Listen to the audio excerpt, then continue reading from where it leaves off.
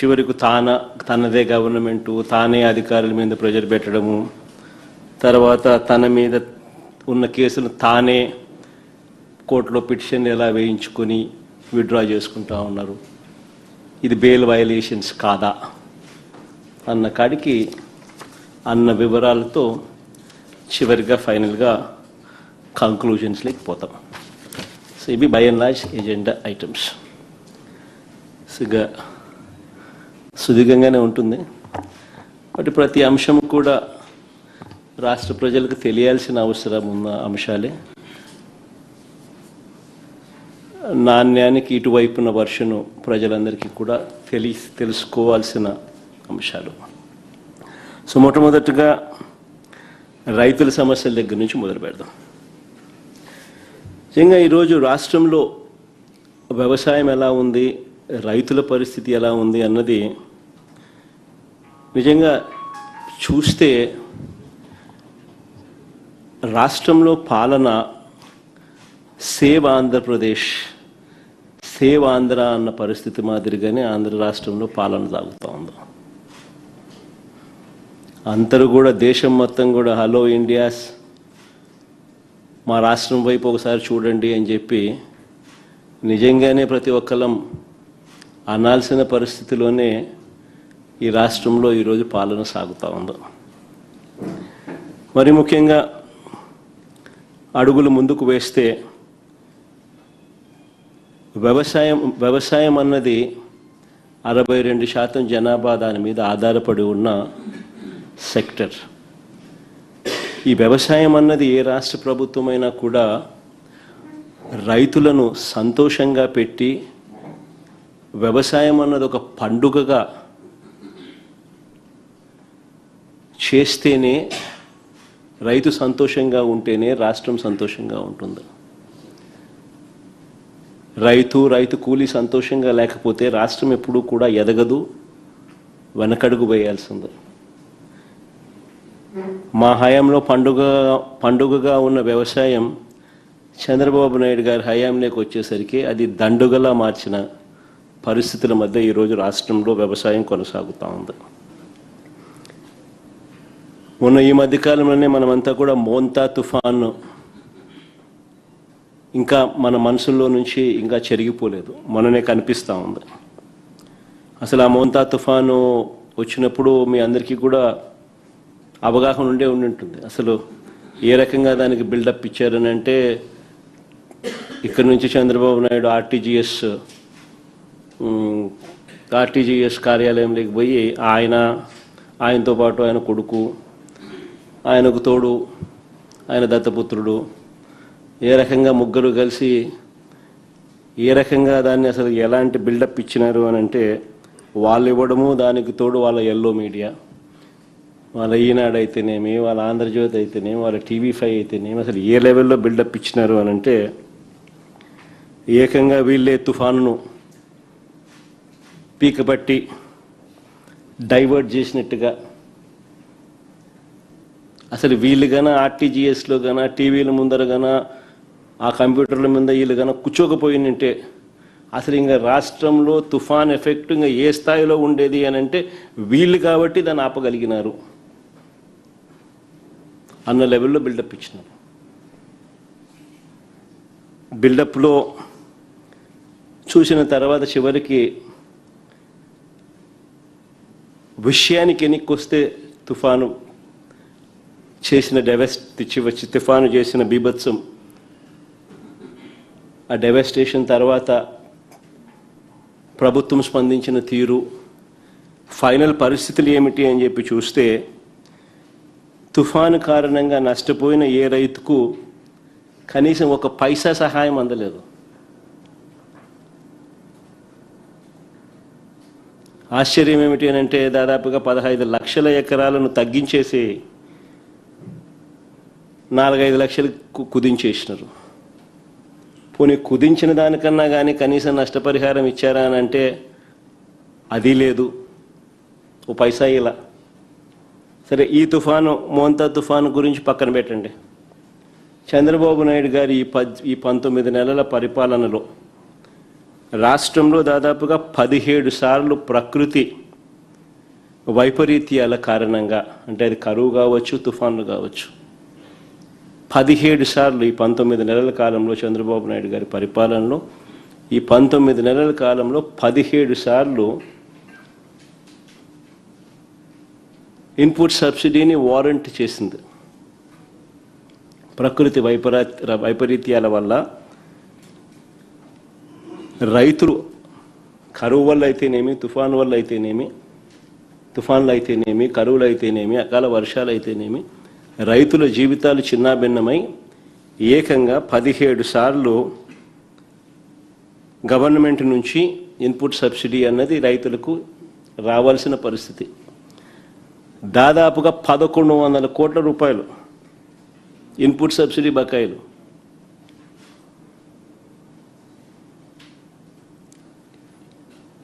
ఇచ్చి పుణ్యం కట్టుకోలేదు పెద్ద మనిషి. కట్టుకోకపోగా పైగా ఈ పెద్ద మనిషి రావడం, వస్తూనే రైతులకు ఇంతకు ముందు వరకు కూడా హక్కుగా ఉచిత పంటల బీమా అన్నది మా ప్రభుత్వ హయాంలో, వైఎస్ఆర్సీపీ ప్రభుత్వ హయాంలో హక్కుగా రైతులకు ఉచిత పంటల బీమా అనేది రైతులకు దక్కుతూ ఉండేది.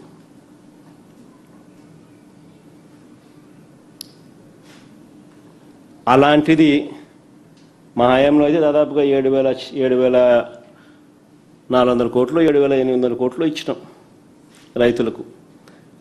ఉచిత పంటల బీమా ప్రభుత్వమే చేసి రైతు తరపున కూడా ప్రభుత్వమే కట్టి దాదాపుగా 7,800 కోట్లు, 7,400 కోట్లు, ఎగ్జాక్ట్గా నెంబరు 400-500 crores అటు ఇటు, 7,400 7,800 crores ఆ కైండ్ ఆఫ్ సపోర్ట్ ఫార్మర్స్కు ఇవ్వడం జరిగింది. ఈరోజు రైతులకు హక్కుగా రావాల్సిన ఆ ఉచిత పంటల బీమా చంద్రబాబు నాయుడు అధికారంలోకి రాగానే ఆ బీమా పథకాన్ని రద్దు చేసినాడు.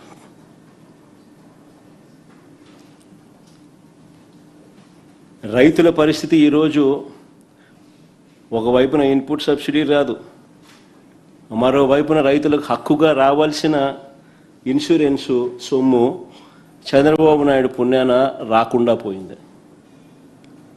రాష్ట్రంలో దాదాపుగా 84 లక్షల మంది రైతులు దాదాపుగా వ్యవసాయంలో ఉంటే 84 లక్షల దానికి కేవలం 19 లక్షల మంది రైతులు మాత్రమే ఇన్సూరెన్స్ చేసుకున్న పరిస్థితి.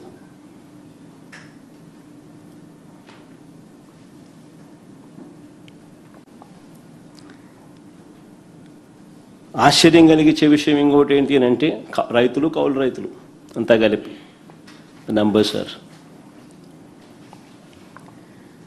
మామూలుగా ఖరీఫ్ టైంలో 84 lakh acres, 87 lakh acres to 84 lakh acres మామూలుగా కల్టివేషన్ జరుగుతుంది.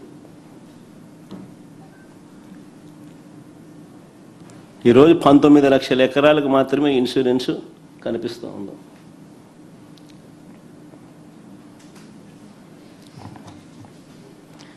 మిగిలిన వారి పరిస్థితి ఏమిటి అని అడుగుతా ఉన్నా.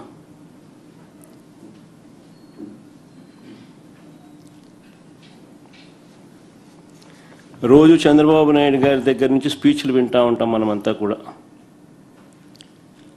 ఆ స్పీచ్ల్లో ఏ పొద్దు కూడా ఊకదంపుడు ఉపన్యాసాలు ఇస్తూ ఉంటాడు చంద్రబాబు నాయుడు. కానీ చంద్రబాబు నాయుడు పెండింగ్లో ఉన్న ఇన్పుట్ సబ్సిడీ బకాయిలు ఎప్పుడు ఇస్తాడని మాత్రం చెప్పడు. తాను ఇన్సూరెన్స్ రద్దు చేయడం వల్ల, తాను ఇన్సూరెన్స్ కట్టకపోవడం వల్ల నష్టపోయిన ఆ రైతులకు ఎప్పుడు ఆ ఇన్సూరెన్స్ నష్టాన్ని పూడుస్తాడో అని మాత్రం చెప్పడు.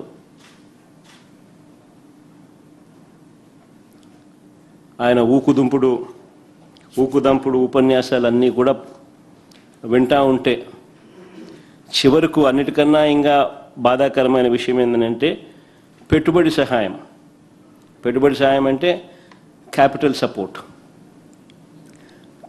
సపోర్ట్ కింద పిఎం కిసాన్ కాక అన్నదాత సుఖీభవ అని పేరు పెట్టి ప్రతి సంవత్సరం 20,000 ఇస్తానన్నాడు. ఆయన అధికారంలోకి వచ్చి 2 ఏళ్ళు 40,000 రూపాయలు ఇవ్వాలి, సంవత్సరానికి 20,000 అంటే కేవలం 10,000 ఇచ్చి 30,000 ఎగరగొట్టాడు.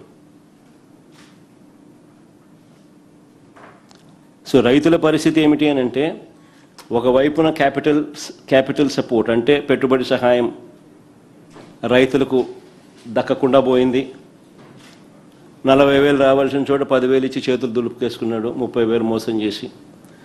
మరోవైపున ఇన్పుట్ సబ్సిడీ ఇవ్వడంలా మా ప్రభుత్వ హయాంలో సమయానికే సీజన్ ముగిసేలోగానే వచ్చే ఇన్పుట్ సబ్సిడీ రాకుండా పోయింది. మా హయాంలో ఉన్న రైతు భరోసా ఈరోజు కనుమరుగైపోయింది. మా హయాంలో ఉన్న ఉచిత పంటల బీమా ఈరోజు రైతులకు ఒక హక్కుగా రావాల్సిన ఇన్సూరెన్స్ రాకుండా పోయింది.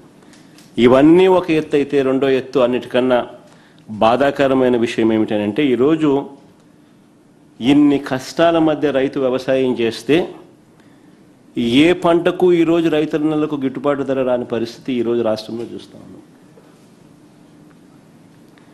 గత ఏడాది లాస్ట్ ఇయర్ ధాన్యం, కందులు, మినుములు, పెసలు, సజ్జలు, మిర్చి, పొగాకు, ఉల్లి, టమాటో, కొక్కో, చీనీ, మామిడి ఇలా ఏ పంట తీసుకున్నా కూడా ధరలు రాక రైతన్నలు తీవ్రంగా నష్టపోయిన పరిస్థితులే కనిపిస్తాయి. ఇక ఈ ఏడాది పరిస్థితి చూస్తే కూడా అంతే. ఇప్పటికే మోంతా తుఫానుతో నష్టపోయి ఉన్న ఆ రైతులకు ధాన్యాన్ని కొనేవాడు లేడు. మామూలుగా 75 కేజీల బస్తా ఎంఎస్పి ప్రకారం 1,776 రూపాయలు రావాలి. ఈరోజు పరిస్థితి ఏమిటి అని అంటే, రైతులకు 1,200 రూపాయలకి ఇస్తారా, 1,300 రూపాయలకి ఇస్తారా అని చెప్పి ఈరోజు దళారులు రైతులను ఈరోజు అడుగుతా ఉన్న పరిస్థితి. ఆశ్చర్యం కలిగించే విషయం ఏమిటి తెలుసా? ఇంకో పక్క దిత్వా తుఫాన్ అంటే ఇప్పుడు జరుగుతా ఉన్నా, లాస్ట్ ఫ్యూ డేస్ నుంచి దిత్వా తుఫాను చూస్తూ ఉన్నాం. ఇంకో పక్క దిత్వా తుఫాను హార్వెస్టింగ్ సమయంలో వస్తుందని 10 రోజుల ముందే మనకు తెలుసు.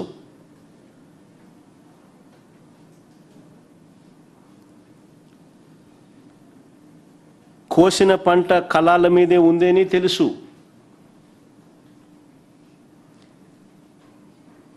ఇంకా ఆశ్చర్య విషయం ఏమిటంటే, ఈ పంట కొనకపోతే ధాన్యం తడిచిపోతుంది అని తెలుసు.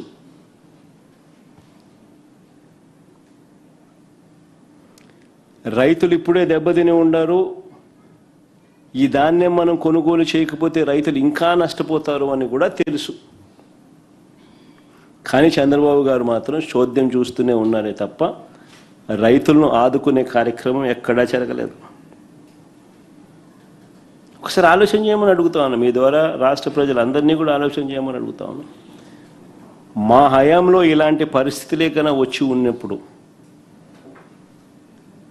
మా ప్రభుత్వ హయాంలో ఎలా స్పందన ఉండేది అని ఒక్కసారి గుర్తు తెచ్చుకోమని అడుగుతా ఉన్నాను రాష్ట్ర ప్రజలను. వార్ ఫుటింగ్ బేసిస్ మీద మొత్తం యంత్రాంగం అంతా పనిచేసి ఉండేది. వెంటనే గన్నీ బ్యాగ్స్, వెంటనే వాటి మీద సప్లై అయి ఉండేది. లాజిస్టిక్స్ కోసం లారీలు వెంటనే రంగంలోకి దిగి ఉండేటివి. ఆర్బీకేలు వెంటనే యాక్టివేట్ అయి ఉండేటివి.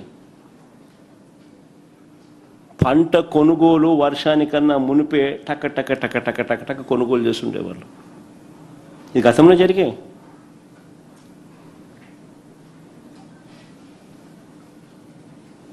ఈరోజు ఎంత దారుణమైన పరిస్థితి ఉంది అంటే, రైతులు ఎలా పోయినా కూడా కనీసం పట్టించుకునే నాతుడు లేని పరిస్థితిలో ఉంది. వరి రైతులే కాదు, ఈరోజు అరటి చూసినా అదే పరిస్థితి, మొక్కజొన్న చూసినా అదే పరిస్థితి, పత్తి చూసినా అదే పరిస్థితి, కొబ్బరి చూసినా అదే పరిస్థితి, వేరుశెనగ చూసినా కూడా అదే పరిస్థితి. ఏ పంటకు రేట్లు లేవు. చివరికి ఏ స్థాయిలో ఉంది అని అంటే, కేజీ అరటి ₹10 అంట. కేజీ అరటి పళ్ళు ₹10.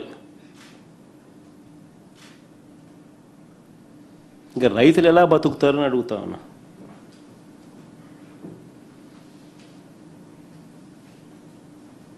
ఇంతటి ఘోరంగా పాలన సాగుతూ ఉంది. అదే ఒకసారి గతంలో మా ప్రభుత్వ హయాంలో ఒకసారి పాలనను గుర్తు తెచ్చుకుంటే ఇలాంటి పరిస్థితులు ఇలాంటి సందర్భాలలో వైఎస్ఆర్సీపీ ప్రభుత్వ హయాంలో గతంలో అప్పట్లో అరటి చీనీ రైతుల కోసం ఏకంగా ప్రత్యేక రైళ్లు నడిపాం. అనంతపురం నుంచి ఢిల్లీకి, తాడిపత్రి నుంచి ముంబైకి, నంద్యాల కర్నూలు నుంచి గజియాబాద్కు, లక్నోకు ప్రత్యేక రైళ్లు నడిచినాయి. దీనివల్ల రైతులకు దళారీ బెడద తప్పింది. రవాణా ఖర్చు దాదాపు 40% తగ్గింది. ఎక్స్పోర్ట్స్ సైతం పెద్ద ఎత్తున అవైలబిలిటీ లేకొచ్చింది. మా ప్రభుత్వం రాకమునుపు అరటి ఎక్స్పోర్ట్స్ 23,000 టన్స్ ఉంటే మా ప్రభుత్వం 23-24కి వచ్చేసరికి 3 లక్షల టన్నుల ఎక్స్పోర్ట్స్ అరటి. ఇది ఎక్కడ 23,000, ఎక్కడ 3 లక్షల టన్నులు. ఎక్స్పోర్ట్స్ సైతం పెద్ద ఎత్తున అవైలబిలిటీలోకి తీసుకొచ్చినాం.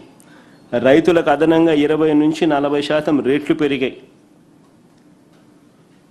మరి ఈ ప్రభుత్వం ఏం చేస్తూ ఉందని అడుగుతా ఉన్నా. చంద్రబాబు నాయుడు అనే వ్యక్తి ఏం చేస్తూ ఉన్నాడని అడుగుతా ఉన్నా. నిద్రపోతున్నాడా?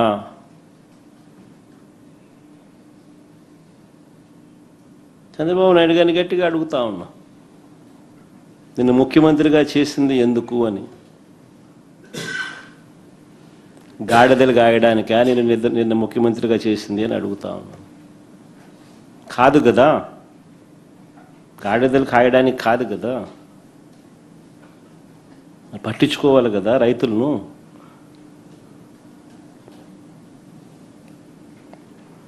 చివరికి ఏ స్థాయిలో నిజంగా చంద్రబాబు నాయుడు గారి ప్రభుత్వాన్ని చూస్తే బాధ ఎక్కడ అనిపిస్తుందంటే, పులివెందుల్లో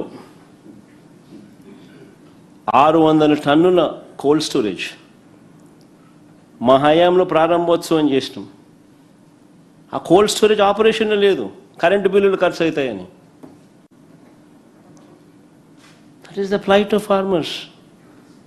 ఈరోజు ఆంధ్ర రాష్ట్రంలో రైతుల పరిస్థితి అంత దయనీయంగా ఉంది.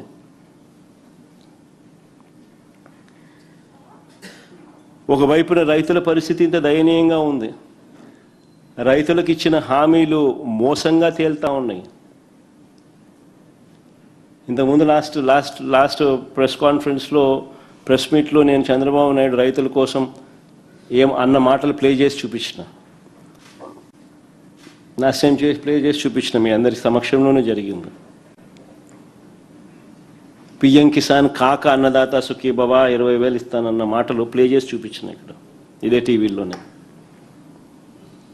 మళ్ళా ప్లే చేస్తే రిపీట్ అవుతుంది కాబట్టి ఐఎమ్ స్పేరింగ్ దట్ గెస్చర్. రైతులకు ఇచ్చిన ప్రతి మాట మోసంగానే తయారైపోయింది. రైతుల బ్రతుకులు అగమ్య గోచరంగా తయారయ్యాయి.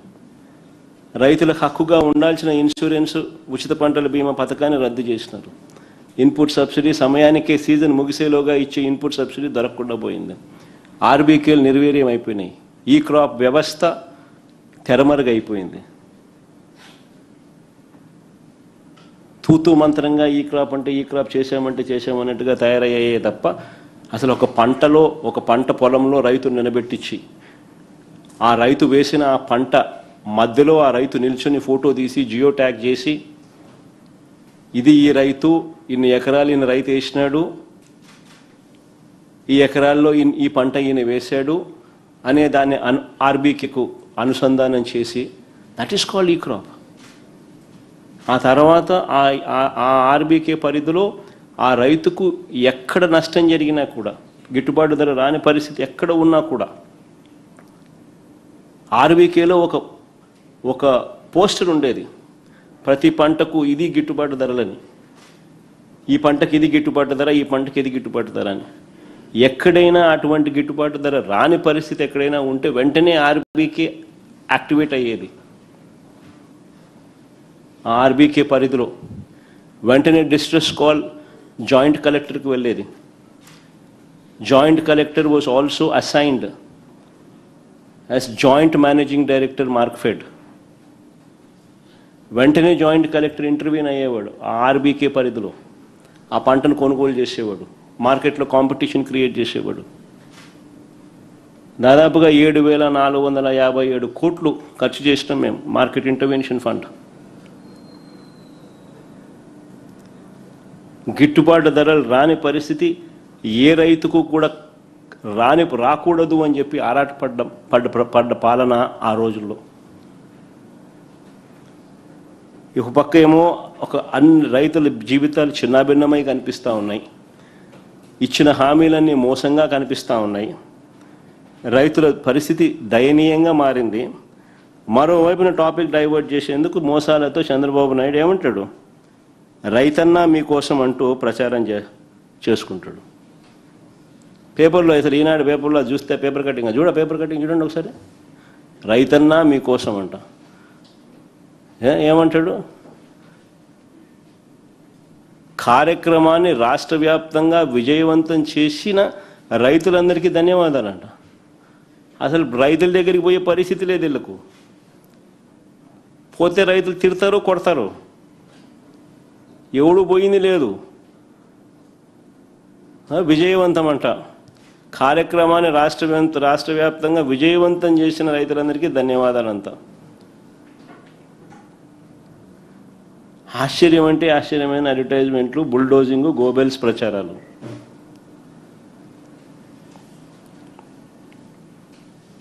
అసలు చంద్రబాబు నాయుడు అనే వ్యక్తి రైతుల కోసం కనీసం ఏనాడన్నా నిలబడ్డాడా అని అడుగుతాను.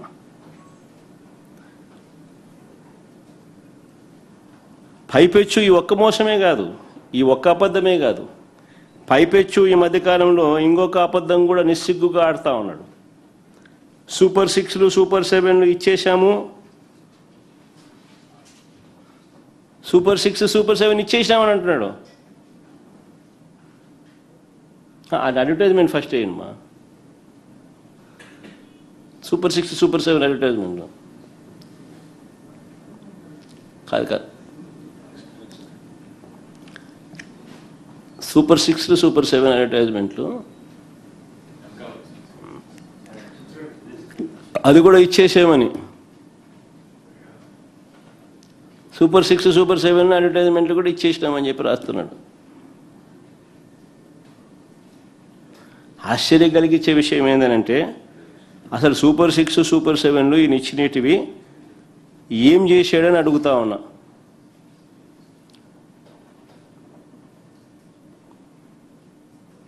ఇది అప్పట్లో ఇచ్చిన అడ్వర్టైజ్మెంట్ ఇది ఇప్పుడు మొన్న అయిపోయింది అని సంతోషంగా ఇచ్చిన అడ్వర్టైజ్మెంట్ నేను చెప్తున్నాను. నేను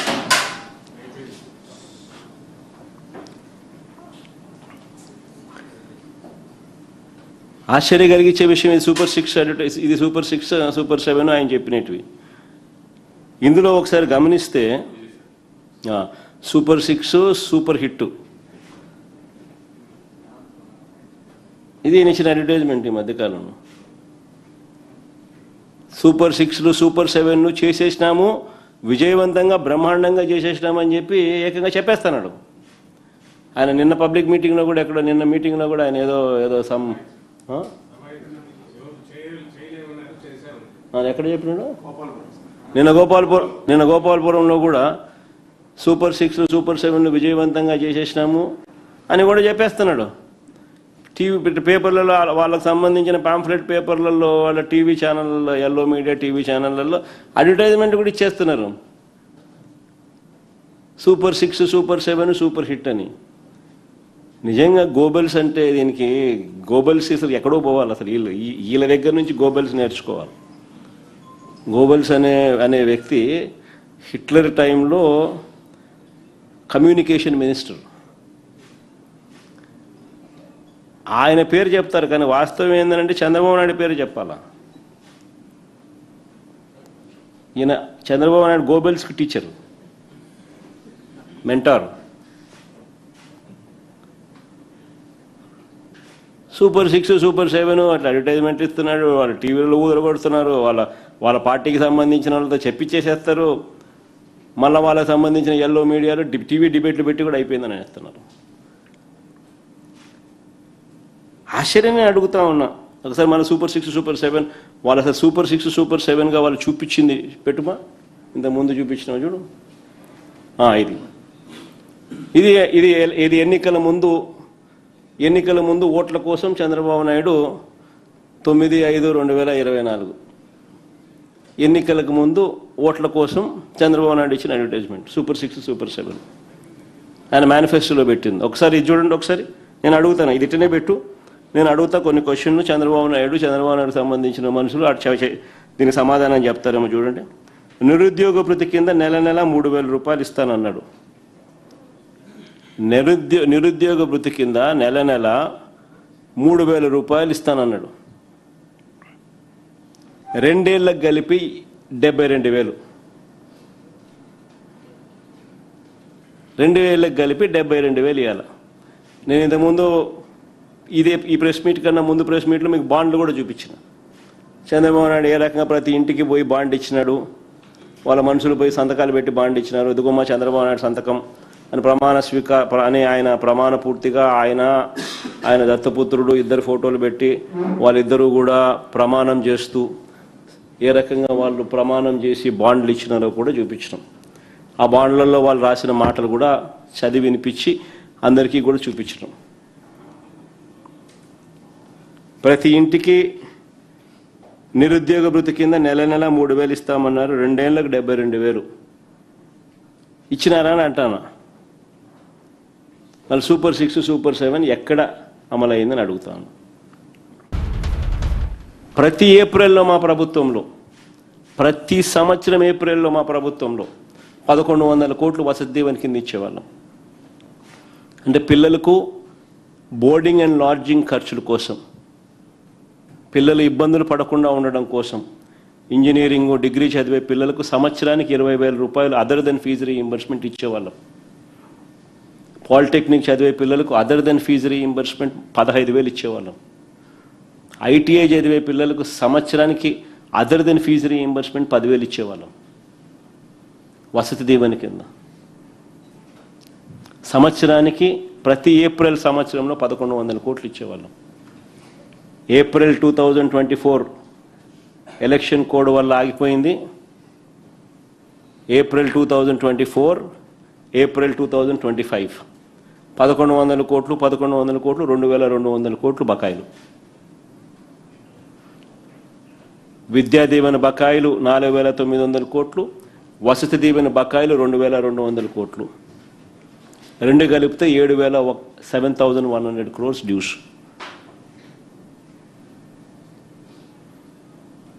ఈరోజు పిల్లల పరిస్థితి ఏమిటి? చదువులు మానేస్తూ ఉన్నారు. మనం పిల్లలకి ఇవ్వగలిగిన ఏకైక ఆస్తి ఏంటంటే చదువు. వాళ్ళ కాళ్ళ మీద వాళ్ళు నిలబడగలిగి వాళ్ళ జీవితాలను వాళ్ళు మార్చుకోగలిగిన ఆస్తి చదువు. అలాంటి వెపన్ను వాళ్ళ చేతుల్లో పెట్టడానికి చంద్రబాబు నాయుడు ముందుకు రావడంలో, చంద్రబాబు నాయుడు దగ్గరుండి చిన్నపిల్లల జీవితాలను చిన్నాభిన్నం చేస్తూ ఉన్నాడు. ఇంకా ఒక అడుగు ముందుకేద్దాం. ప్రభుత్వ స్కూళ్ళు ఈరోజు ఏ రకంగా ఉన్నాయని చూస్తే, ఈరోజు మీరు గమనించండి, ప్రభుత్వ స్కూళ్ళకు పోయేటప్పుడు ప్రతి ఒక్కరూ ఈ మధ్యకాలంలో చిన్నపిల్లలందరూ క్యారియర్లు పెట్టుకుని పోతున్నారు. క్యారియర్లు ఎక్కువైపోయినాయి. ఆల్మోస్ట్ ప్రతి పిల్లాడు క్యారియర్లు పెట్టుకుని పోతున్నాడు. ఎందుకు అని ఒక మాట అడగండి. తిండి అస్సలు బాగలేదన్నా, తినలేకపోతా ఉన్నామన్న మాట వస్తూ ఉందా? గోరుముద్ద అన్నది గాలికి ఎగిరిపోయింది. నాడు నేడు అన్నది ఆగిపోయింది. స్కూళ్ళల్లో 3వ తరగతి నుంచే ఇంగ్లీష్ మీడియం, 3వ తరగతి నుంచే టోఫుల్ క్లాసులు నిలిచిపోయినాయి. ఐబీ కథ దేవుడు ఎరుగు, ఇంగ్లీష్ మీడియమే ఎగిరిపోయింది. 8వ తరగతి పిల్లలకు ట్యాబులు ఇచ్చేది పూర్తిగా ఆగిపోయింది.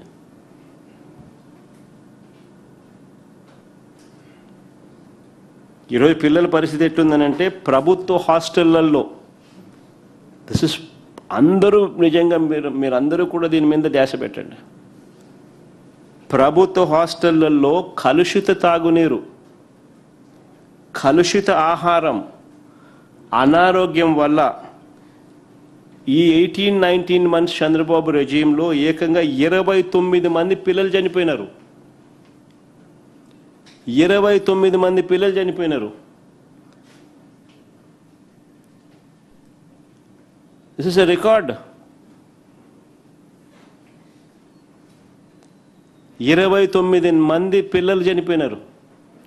ఏ స్కూళ్ళల్లో చనిపోయినారు, ఏ హాస్టళ్ళకు సంబంధించిన పిల్లలు, ఏ ఆశ్రమ పాఠశాలలకు సంబంధించిన పిల్లలు, వాళ్ళు ఏ క్లాసులు చదువుతూ ఉన్నారు అనేది స్లైడ్స్ చూడండి ఒకసారి.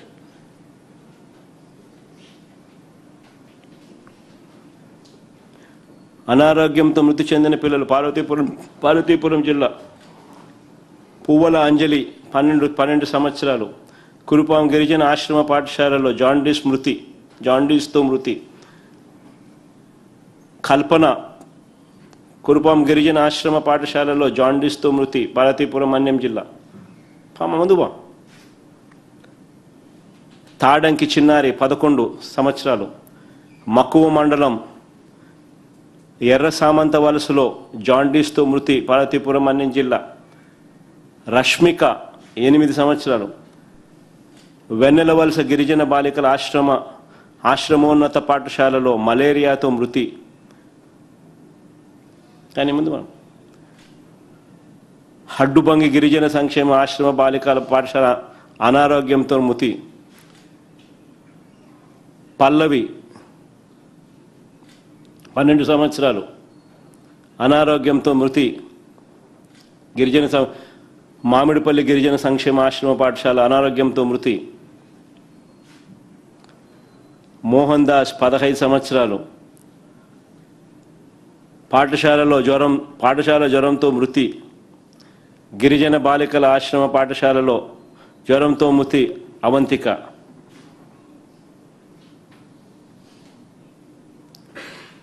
నితిన్, జీవన్ కుమార్, శ్యామల్ రావు, ఈ లిస్టు మీ అందరికీ కూడా ఇస్తున్నా, పబ్లిష్ కూడా చేయండి ఈ లిస్టు. ఇదొక రికార్డు. 29 మంది పిల్లలు చంద్రబాబు నాయుడు అధికారంలోకి వచ్చిన ఈ 18-19 నెలల్లో చనిపోయిన పిల్లలు.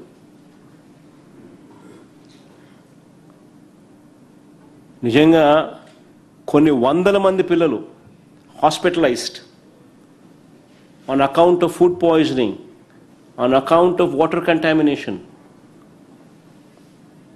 కేజీహెచ్లో చికిత్స పొందుతున్న కురుపాం విద్యార్థులతో వారి తల్లిదండ్రులు. ఇక్కడ నేను కూడా పోయా పిల్లల్ని తల్లిదండ్రులను పిల్లల్ని పరామర్శించిన. ఇటువంటి ఘటనలు ప్రతిరోజు కనిపిస్తూ ఉన్నాయి. కానీ ముందు ఇంకా ఫోటోలు చూపించండి.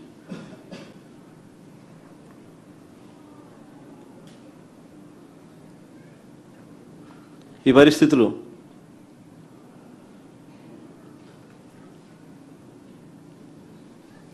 ప్రకాశం జిల్లా అర్ధవీడు మండలం వెలగలపాయకు చెందిన 10వ తరగతి విద్యార్థి కటారి కరుణ మృతి. గురుకుల పాఠశాల సిబ్బంది పట్టించుకోకపోవడంతో మృత్యువాత. దాని ముందు ఎన్టీఆర్ జిల్లా ఏకొండూరు మండలం పెదతాండాలో అంగన్వాడీ 5 మంది చిన్నారులు అస్వస్థత. సత్యసాయి జిల్లా పెనుకొండ నియోజకవర్గంలో సోమందిపల్లి మండలం పాపిరెడ్డిపల్లి కస్తూర్బా పాఠశాలలో కలుషిత ఆహారం తిని 25 మంది విద్యార్థులు అస్వస్థత. శ్రీకాకుళం జిల్లా నర్సన్నపేట మండలంలో బసివలస ప్రభుత్వ పాఠశాలలో మధ్యాహ్నం భోజనం కోసం బియ్యం సిద్ధం చేస్తుండగా బయటపడిన పురుగులు. వైఎస్ఆర్ కడప జిల్లా ఇడుపులపాయ ఏకంగా ఇది IIIT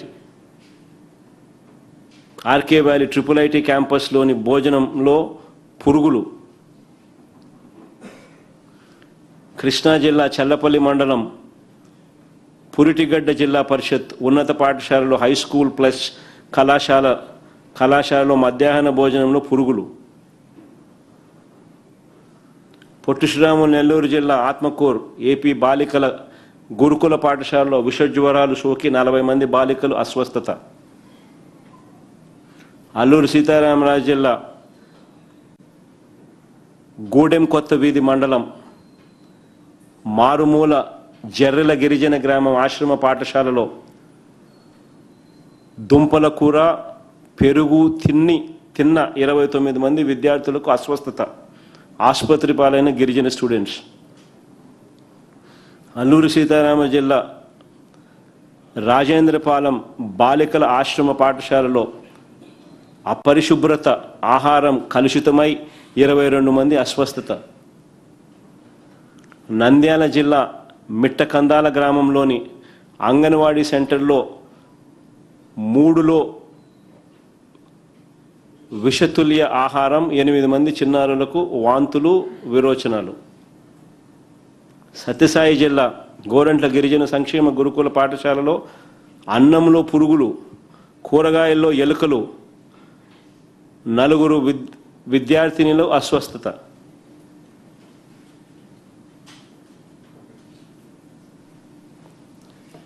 this is the plight of affairs. ఈరోజు రాష్ట్రంలో పరిస్థితి ఏమిటి అన్నదానికి, పిల్లల పరిస్థితి, చదువుల పరిస్థితి ఎలా ఉంది అని చెప్పడానికి these are the examples, these are hard facts.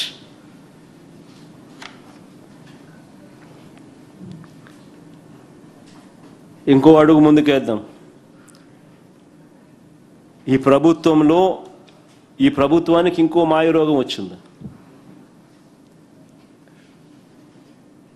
ఆరోగ్యశ్రీని పూర్తిగా ఎత్తేసినారు. నిజంగా ఒకవైపున అన్ని రకాలుగా గవర్నమెంట్ అన్నది ఉన్నది ఎందుకు, ఏం చేయడం కోసం ప్రజలు నీకు అధికారం ఇస్తారు? చదువులు, వైద్యము, లా అండ్ ఆర్డరు, ట్రాన్స్పరెన్సీ, వ్యవసాయము, ఏ కదా చేయాల్సింది? అన్ని తిరోగమనమే, అన్నీ స్కామ్లే, ఏవి పట్టించుకునే పరిస్థితి లేదు, అన్నీ ప్రైవేట్. బాధ్యత నుంచి అన్నీ తప్పించుకోవడం, ఉన్న కాడికి స్కాములు చేయడం. ప్రభుత్వానికి నిజంగా మాయరోగం అంటే ఆరోగ్యశ్రీని నిజంగా పూర్తిగా ఎత్తేయడం అనేది నిజంగా మాయరోగమే. బకాయిలు ఇవ్వకపోవడంతో ఆసుపత్రిలో ఆరోగ్యశ్రీ సేవలన్నీ కూడా దాదాపుగా నిలిచిపోయినాయి. నెట్వర్క్ హాస్పిటల్స్లో ఆరోగ్యశ్రీ సేవలు ఆల్మోస్ట్ నిలిచిపోయినాయి బకాయిలు ఇవ్వకపోవడంతో. మామూలుగా ఆరోగ్యశ్రీ నడపడానికి నెలకు 300 కోట్లు అవుతుంది. 18 months ఇంటూ 300 కోట్లు అంటే 5,400 కోట్లు. ఇచ్చింది ఎంత అని చూస్తే కేవలం ఈ మధ్యకాలంలో నేను దీని గురించి ఎక్కువ మాట్లాడి వాళ్ళు స్ట్రైకులు గీకులు అంతా చేస్తారంటే ఇచ్చింది ఎంత మొత్తం చూస్తుంటే 1,800 కోట్లు. 3,600 కోట్లు బకాయిలు. పుట్టి ఆరోగ్యశ్రీ నెట్వర్క్ హాస్పిటల్స్కు ఇవ్వాల్సినది 300 ఇంటూ 18 అని అంటే 5,400 కోట్లు ఆరోగ్యశ్రీకి ఖర్చు అయ్యేది, ప్రభుత్వానికి ఖర్చు అయ్యేది, ఆరోగ్యశ్రీకి ఖర్చు పెట్టాల్సింది. అట్లాంటిది కేవలం 1,800 కోట్లు ఇచ్చేసరికి 3,600 కోట్లు బకాయిలు ఇంతవరకు. చివరికి మొన్న సమ్మెకు దిగిన నెట్వర్క్ హాస్పిటల్స్ అందరూ కూడా సమ్మె దిగిపోతూ వాళ్ళకి ఇచ్చిన మాటకు కూడా ఇంతవరకు దిక్కులేదు. సమ్మె దింపేసినారు, ఆ తర్వాత మాట కథ దేవుడు ఎరుగని వాళ్ళ పరిస్థితి అంతే. నిజంగా పేదలకు ఆరోగ్య భద్రత లేని పరిస్థితి. 104, 108 కూడా స్కామ్గా మార్చేసినారు. 5 కోట్లు నెట్వర్త్ లేనోనికి ఇచ్చినారు 104, 108. వాళ్ళ తెలుగుదేశం ఆఫీస్లో డాక్టర్ల సెల్ అధ్యక్షుడు అంటాడు. కనుక్కోండి మీరే, స్కామ్ కాకపోతే ఏందో మనం రాయండి.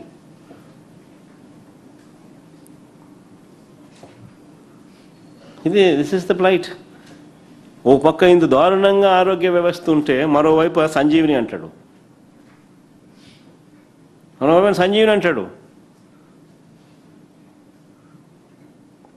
అది ఇంకో డ్రామా. ఇలా ఓవైపున ఆరోగ్యశ్రీని కూనీ చేస్తూ మరోవైపు ప్రభుత్వ ఆసుపత్రులను పూర్తిగా హతం చేస్తూ ఇంకోవైపు గవర్నమెంట్ మెడికల్ కాలేజీల ప్రైవేటీకరణ ఒక స్కామ్గా మారుస్తూ ఈ ప్రభుత్వ పాలన సాగుతూ ఉంది. ఆశ్చర్యం కలిగించే విషయాలు ఏమిటో తెలుసా? కొత్త గవర్నమెంట్ మెడికల్ కాలేజీను ప్రైవేట్ పరం చేయడం ఒక స్కామ్ అయితే, ఆ కాలేజీలు తీసుకున్న వారికి ఒక పెద్ద బొనాన్జా ఇచ్చినాడు, అది ఇంకో పెద్ద స్కామ్. అదేందో తెలుసా? ప్రైవేట్ పరం అయ్యాక ఈ కాలేజీలు ప్రైవేట్ పరం అయ్యాక అందులో పనిచేస్తూ ఉన్న సిబ్బందికి గవర్నమెంట్ జీతాలు ఇస్తుందంట. చూడండి, అది transfer of human resources of existing hospitals and cost thereof. The government of Andhra Pradesh will provide only salary for the medical and non-medical staff transferred with the existing hospital for 2 years from the effective date.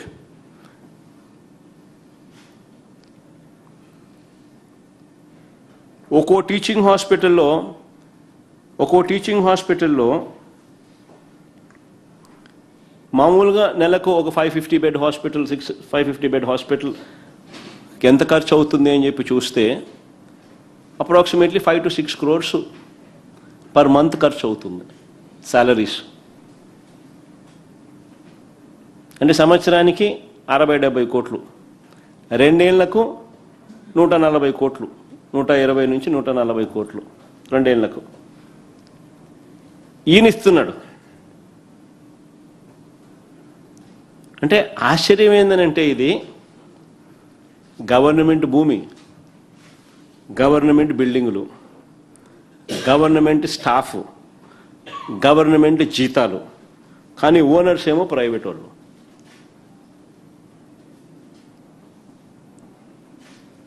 ఆశ్చర్యంగా లేదా? ఇది bonanza కాదా? ఇది స్కాముల్లో కూడా మరి అన్నిటికన్నా పెద్ద scam కాదా ఇది?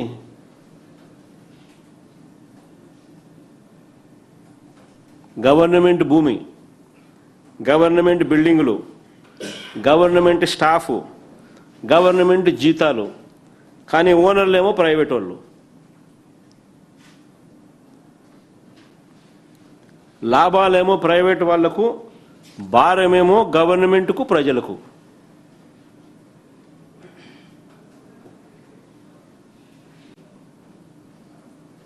This is GO number 847. అది కూడా చూడండి, ఒక పక్క ప్రజా ఉద్యమం జరుగుతోంది. 2 December 2025 సిగ్గు లేకుండా, ప్రజా ఉద్యమానికి ఖాతరే లేకుండా స్కాముల పర్వం ముందుకు పోతూ ఉంది. ఒక పక్క 1 కోటి సంతకాలు చేస్తూ ఉన్నారు దీన్ని వ్యతిరేకిస్తూ, మరో వైపున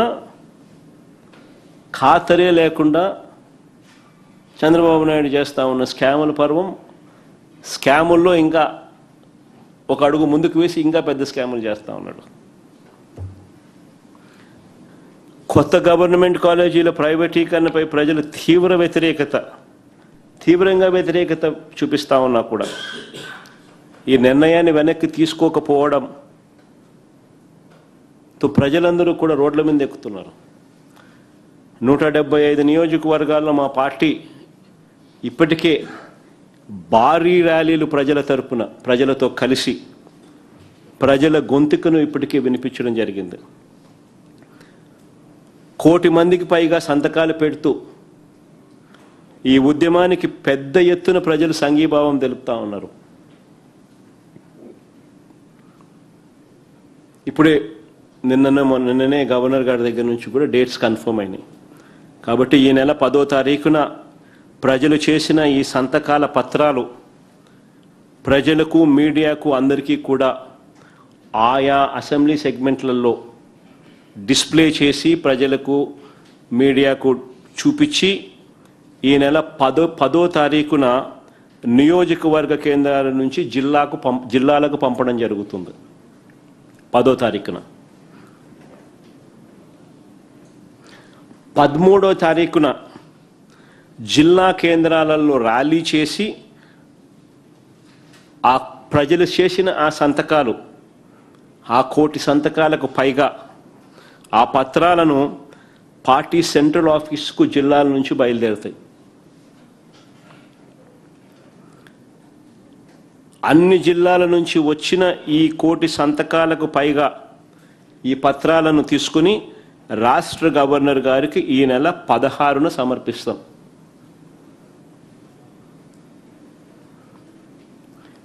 ఈ నెల 16న రాష్ట్ర గవర్నర్ గారికి చెప్పడము, చూపించడము రెండూ చేసిన తర్వాత ఈ పత్రాల ద్వారా హైకోర్టులో పిటిషన్ కూడా వేస్తాం.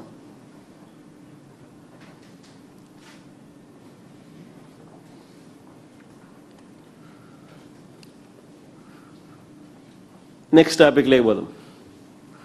ఉద్యోగుల సమస్యలు. నిజంగా ఉద్యోగుల సమస్యలు ఎలా ఉన్నాయి అన్నదానికి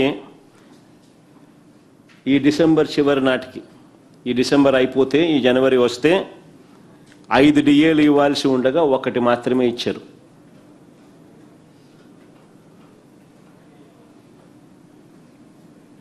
ఈ జనవరి వస్తే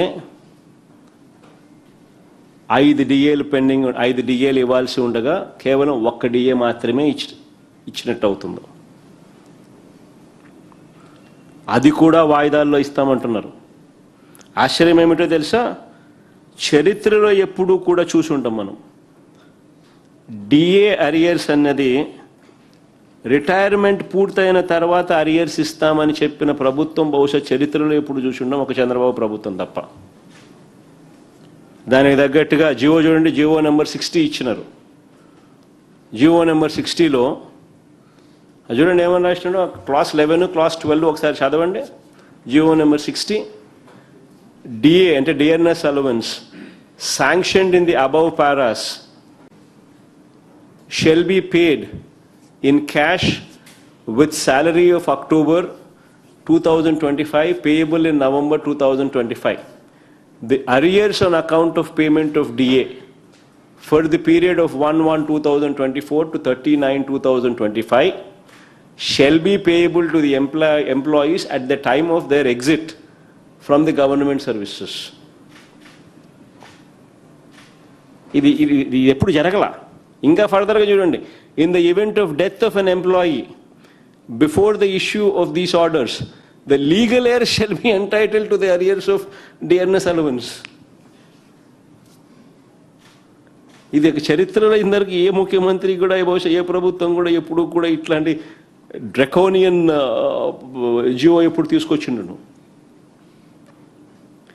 వెంటనే దీని మీద గొడవ మొదలయ్యేసరికి దీన్ని ఉపసంహరించుకోవాల్సి వచ్చి, ఉపసంహరించుకొని తర్వాత వాయిదాల్లో ఇస్తామన్నారు.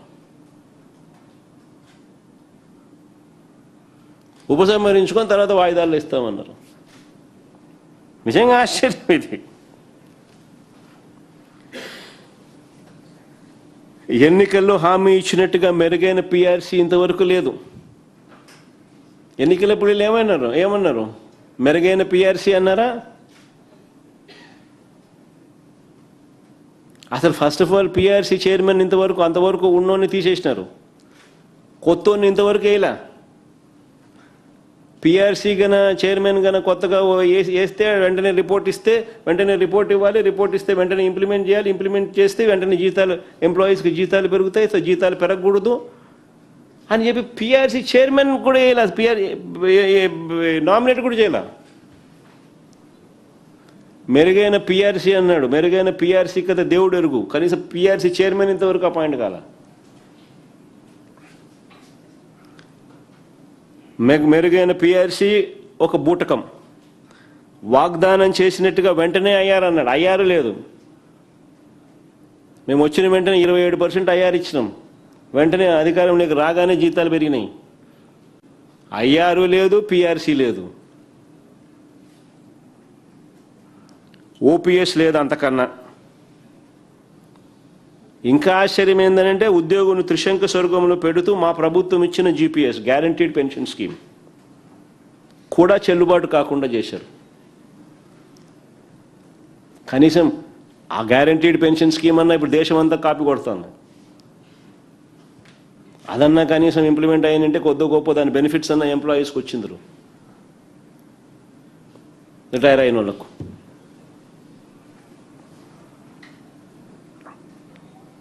పిఆర్సీ బకాయిలు, పెండింగ్ డిఏలు, జీపీఎఫ్లు, ఏపీజీఎల్ఐలు, మెడికల్ రీయింబర్స్మెంట్లు, సరెండర్ లీవ్స్, వీటి రూపేణా ఉద్యోగులకు మొత్తం 31,000 కోట్ల రూపాయల బకాయిలు ఉన్నారు. వీటి రూపేణా ఉద్యోగస్తులకు 31,000 కోట్ల రూపాయల బకాయిలు ఉన్నాయి. బకాయిలు పడ్డాడు చంద్రబాబు.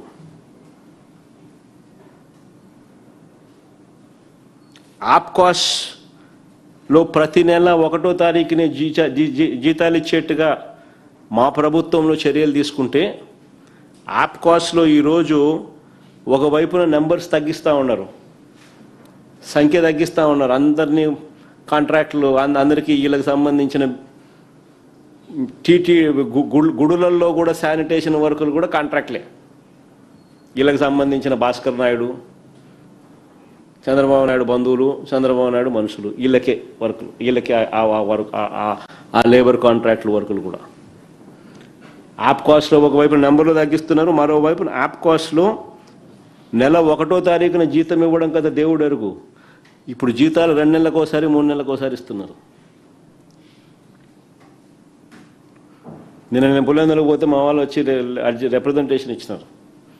సార్ మా పరిస్థితి ఇది సార్, మీరు ఉన్నప్పుడు 1వ తారీఖే జీతం వస్తానన్నది, ఇప్పుడు 1వ తారీఖు జీతం కదా దేవుడు ఎరుగు సార్, 2 నెలలకోసారి 3 నెలలకోసారి ఇస్తున్నారు సార్, ఇది మా పరిస్థితి. గెస్ట్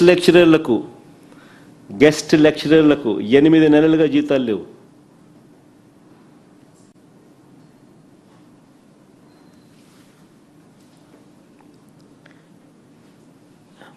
ఇంకో సబ్జెక్ట్ లేకపోదు, విశాఖపట్నం స్టీల్ ప్లాంట్.